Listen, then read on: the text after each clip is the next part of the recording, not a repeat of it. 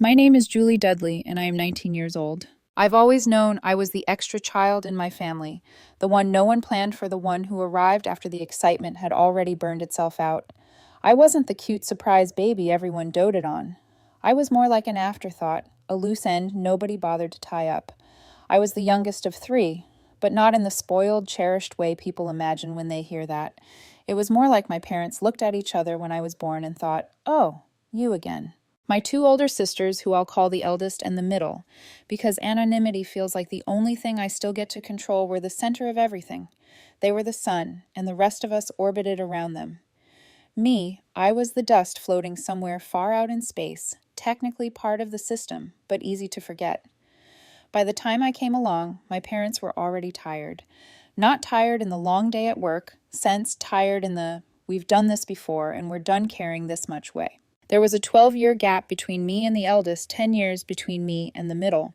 When I was learning how to tie my shoes, they were learning how to drive.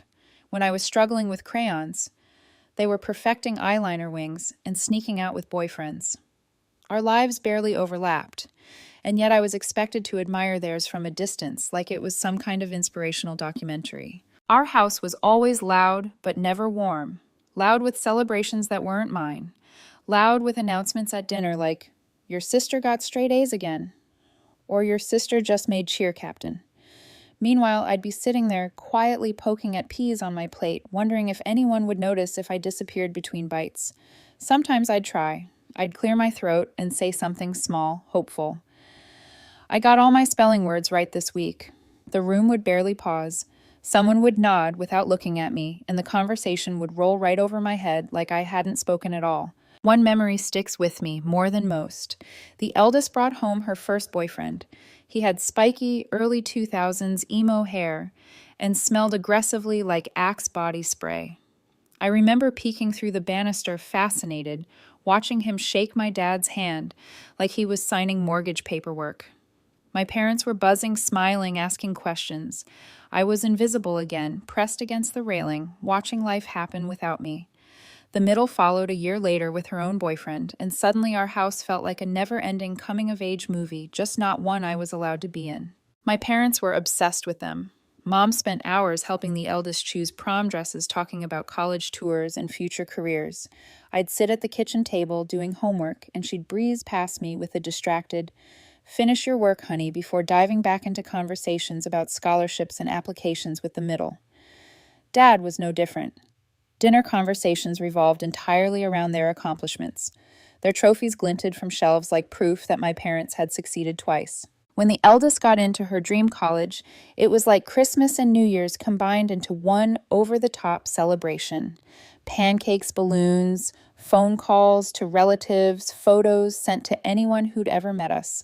I sat at the table eating my syrup-soaked pancake, feeling ridiculous for expecting anything else.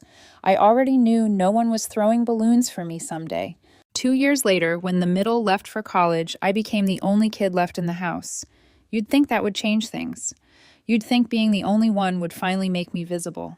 Instead, the house stayed frozen in time, bedrooms preserved like museums to their glory days. Trophies, photos, abandoned hair straighteners. I could have set their rooms on fire, and my parents probably wouldn't have noticed until the holidays. I wasn't stupid. I figured it out early. I wasn't the star of the show, so I adapted. I stayed quiet. I stayed helpful. I learned how to take up as little space as possible. By high school, I'd mastered the art of invisibility. At school, I was the quiet girl everyone vaguely liked. At home, I was the kid who made herself useful so she wouldn't get in the way. Even when I did well, it barely registered. Once I brought home a report card full of A's. Mom glanced at it while scrolling through photos the eldest had sent from her study abroad trip. "That's nice, sweetie," she said, not even looking up. Dad didn't react at all. I told myself it didn't matter. I told myself I didn't need the attention anyway. That became my survival strategy. Don't expect anything, and you won't be disappointed. I read books, played video games, and avoided family dinners where my sister's achievements were recycled for the millionth time. By 15, I had perfected my ghost act. Life wasn't great, but it was manageable. I assumed this was just how things would be until I graduated and left. What I didn't realize was that being invisible wasn't the worst thing my family had planned for me. Being useful was. When the eldest had her first child, everything shifted. I was about 15, and at first I was excited. Babies are supposed to be cute, right? I remember holding him for the first time thinking I'd be the fun aunt, the one who taught him harmless pranks and snuck him cookies before dinner. For a moment it felt like something new, something good. Then, one Saturday morning, the eldest showed up at our house, baby on one hip, purse on the other. She didn't even look at me when she dropped him into my arms. "Can you watch him for a couple hours?" she said, already halfway toward the door. "I need to run some errands." She didn't wait for an answer. 2 hours became 5. My friends were texting me from the mall, laughing, living their lives while I paced the living room with a screaming baby, trying to figure out why he wouldn't stop crying. When she finally came back, she acted like everything was normal.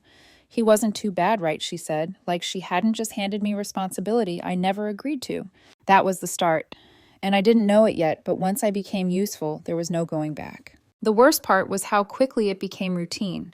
What started as the occasional couple of hours turned into an unspoken schedule I was never consulted about.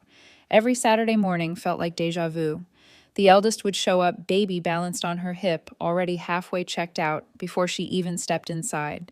Sometimes she'd offer an excuse. Errands, exhaustion, needing a break. Other times, she didn't bother explaining at all. She'd just hand him to me, like passing off a bag of groceries, and say, "Thanks," as if gratitude erased the fact that my entire weekend had just been claimed. At first, I told myself it was temporary. Babies grow up. This phase would pass. I was 15 after all. What else did I have going on? That's the lie that made it easy for everyone else. Because once you convince yourself your time doesn't matter, other people are happy to agree. My parents fully supported the arrangement. Mom framed it like a moral lesson. Family helps family. She'd say, her voice calm and final, like she was reciting something sacred. Dad would nod along, usually, without looking up from the television. "You'll understand when you're older," he added, as if wisdom automatically came with sacrificing yourself for other people's choices. No one ever asked if I wanted to help. Want didn't factor into it. I was there, I was capable, and most importantly, I didn't complain, at least not out loud. Then the middle got pregnant. I remember the announcement like it was a victory lap. Another baby, more excitement, more attention that didn't belong to me. When her child was born, it felt like someone hit copy and paste on the eldest's entire playbook. Suddenly, I wasn't just watching one kid. I was juggling a crying infant and a hyperactive toddler who had discovered the joy of coloring on walls. One Saturday still makes my chest tighten when I think about it. I'd been looking forward to going to the movies with a friend all week. It was the first plan I'd made that didn't revolve around school or family. I was already dressed when the middle showed up, baby carrier in hand. She didn't ask. She didn't even acknowledge my outfit. She just set the carrier down and said, "I'll be back in a bit." I tried to explain. I really did.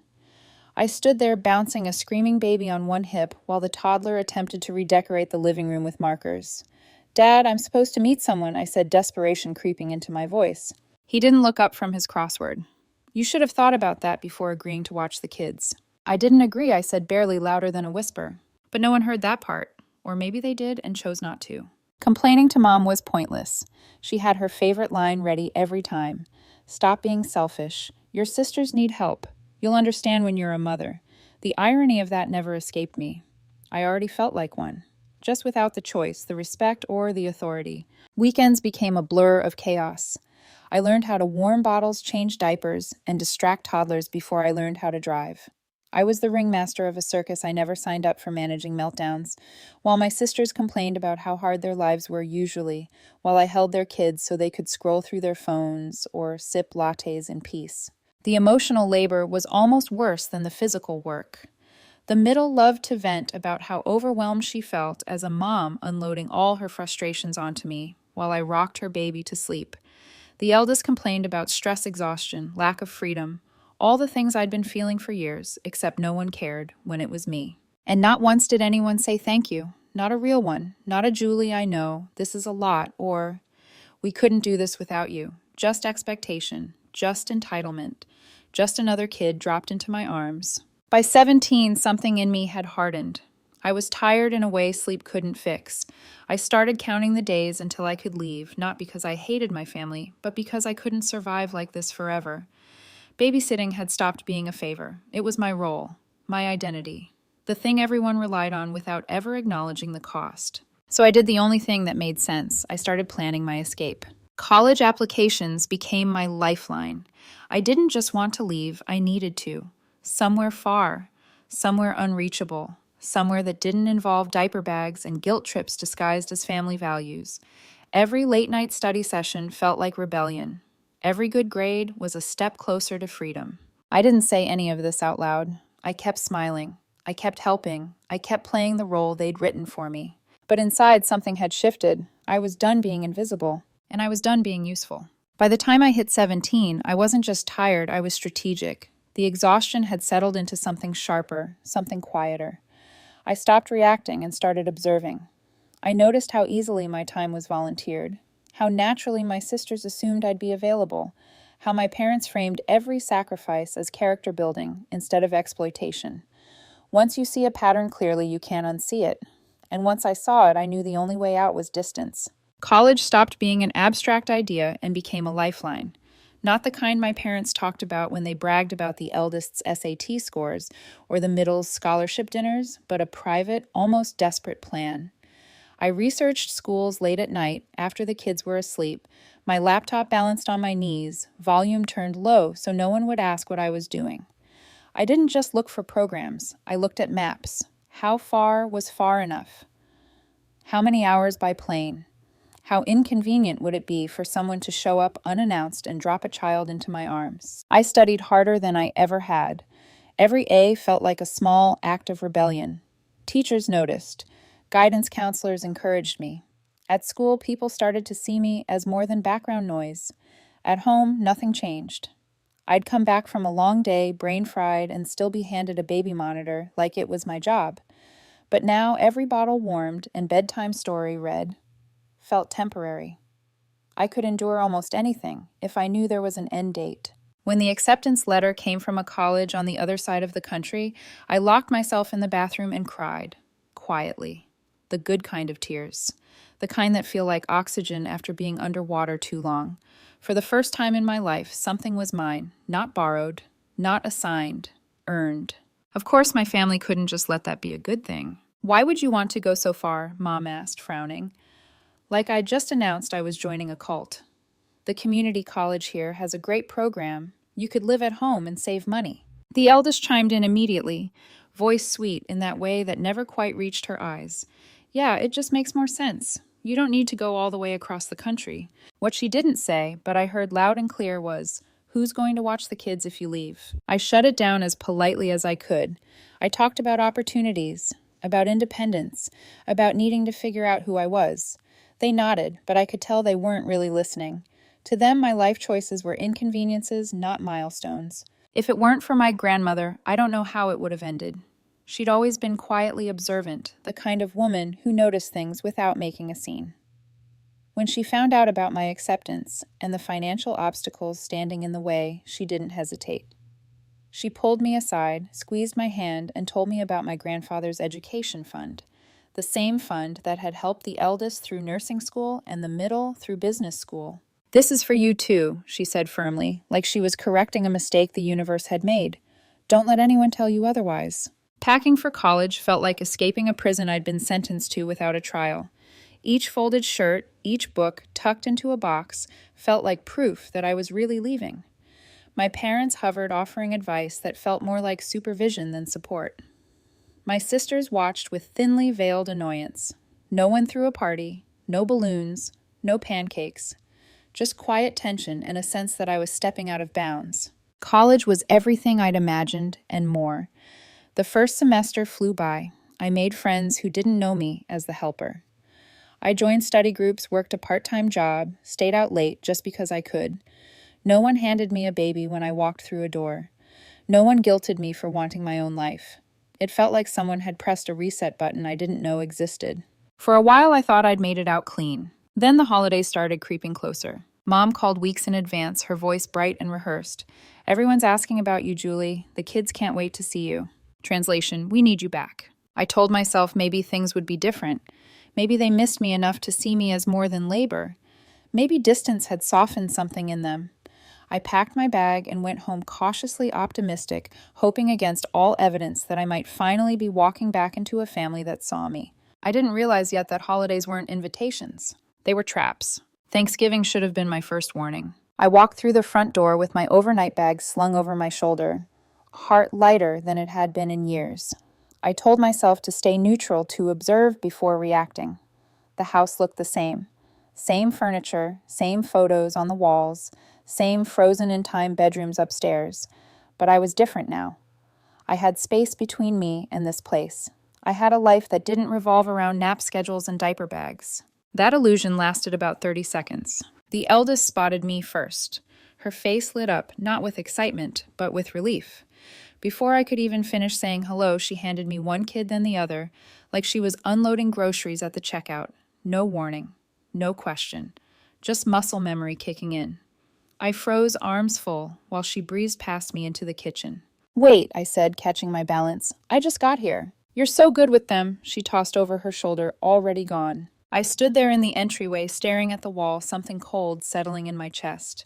So much for things being different. Middle arrived 20 minutes later with her kids, and immediately joined Mom in the kitchen, laughing and catching up like I wasn't even in the room.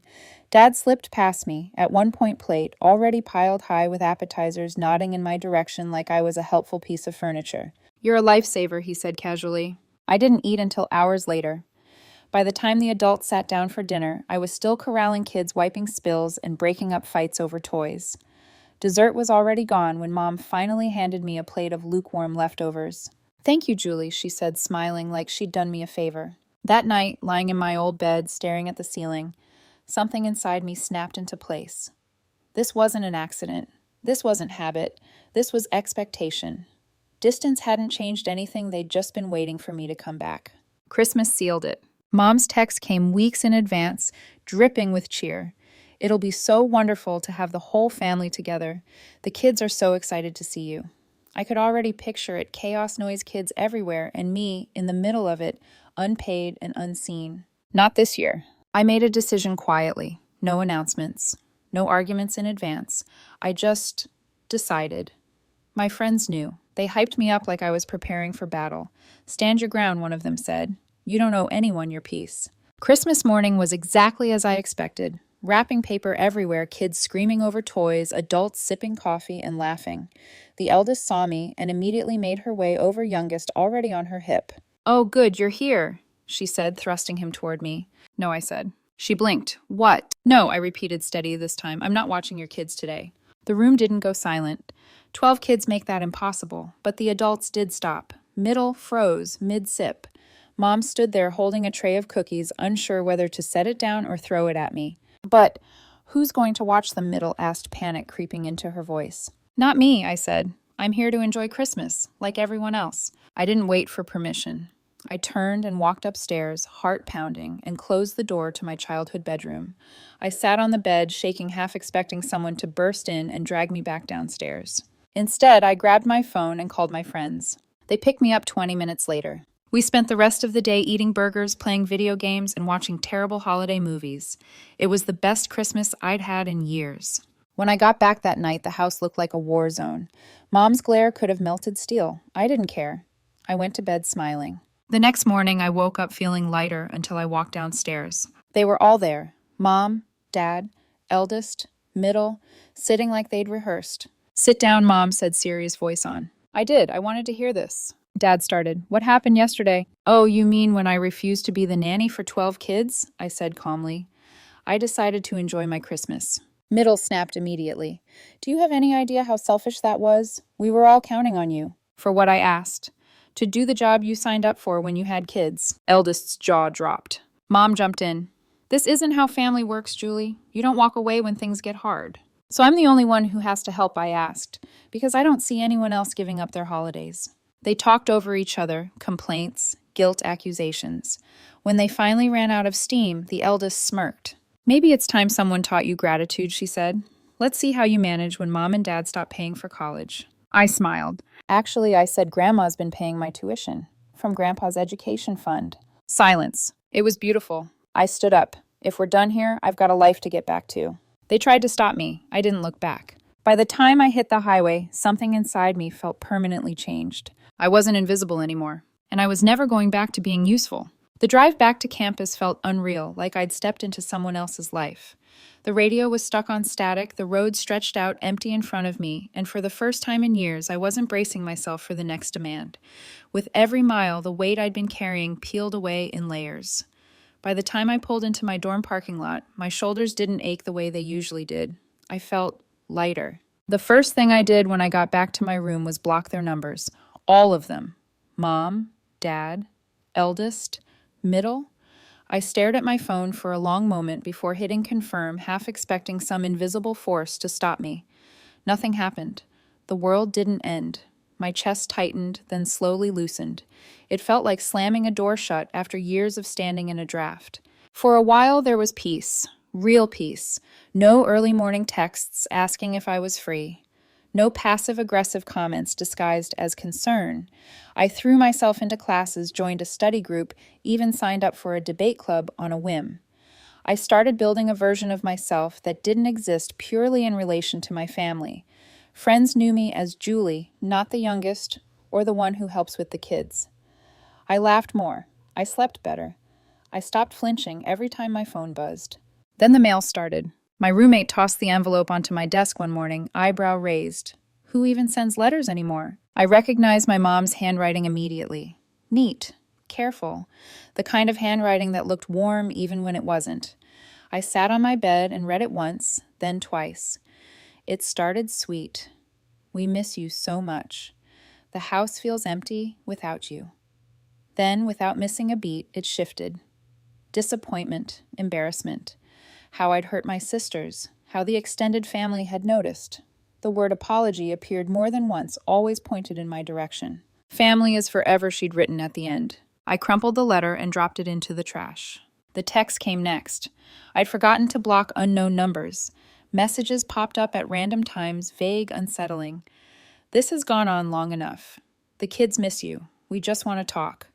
Middle somehow found a burner number and sent a long paragraph about how I couldn't just disappear, how I was still part of this family. I didn't reply. I thought that would be the end of it. I was wrong. February arrived cold and gray, and one Saturday morning, I looked out my dorm window and saw my parents standing in the parking lot. Mom clutched her purse like a shield. Dad stood stiffly beside her, looking older than I remembered. My first instinct was to hide, pretend I wasn't home. But something in me had changed. I wasn't scared anymore. I was tired of unfinished conversations. I threw on a hoodie and met them in the lobby. "What are you doing here?" I asked. Mom went straight into her concerned voice. "Julie, we've been so worried. You haven't answered our calls. We just needed to see you." I folded my arms. I didn't answer because I don't have anything to say. Dad cleared his throat. Can we buy you coffee just to talk?" Against my better judgment, I agreed. We sat in the campus cafe, the air thick with awkwardness. Mom traced the rim of her cup like she was nervous, which was new. Dad stared at the table. "We've been thinking a lot about Christmas," Mom said finally. "About everything." Dad nodded. "We didn't realize how much we were asking of you. Or maybe we didn't want to." I waited. I'd heard apologies before. They usually came with strings. "We took advantage of you," Mom said quietly. "We told ourselves it was family helping family, but it wasn't fair." I studied their faces. For once they looked human, not authoritative, not dismissive, just tired. "What about my sisters?" I asked. Mom's mouth tightened. "Eldest isn't ready to admit she was wrong. Middle, she feels bad. She understands now." I didn't say what I was thinking, that understanding tends to arrive when convenience disappears. "We want you to come home because you want to," Mom continued. "Not because you're needed.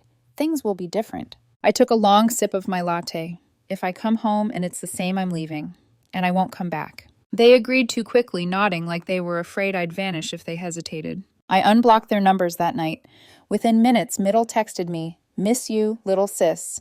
For real this time, she added.